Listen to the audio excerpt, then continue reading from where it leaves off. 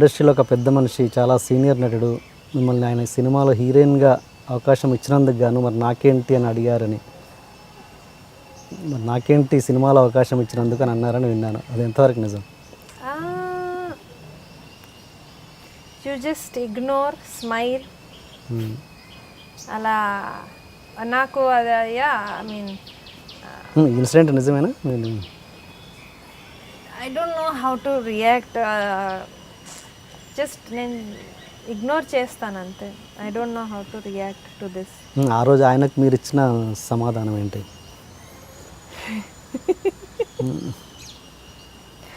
ఈ సమాధానం ఏంటి అంటే దాన్ని ఎలాగో తప్పించుకోవాలి. సిచ్యువేషన్స్లో బ్రెయిన్ బాగానే పనిచేస్తున్నది అనమాట. సో ఏమంటాను నేను, ఐ ప్రిటెండ్ డమ్గా బిహేవ్ చేస్తూ I gave it back nicely to that gentlemen. ఎలా ఐ సెడ్,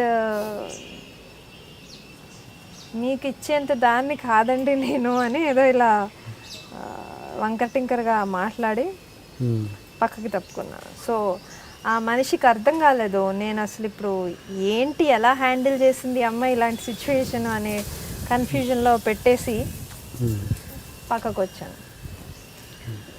ఫన్నీగా అనిపిస్తుంది, అంత మనిషి అలా మాట్లాడడం అనేది ఫన్నీగా అనిపిస్తుంది.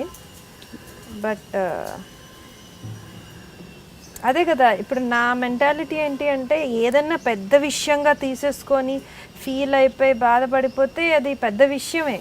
ఆ పెద్ద విషయాన్ని నేను అనేసి అట్లా కొంచెం టాక్ట్ తోటి హ్యాండిల్ చేస్తే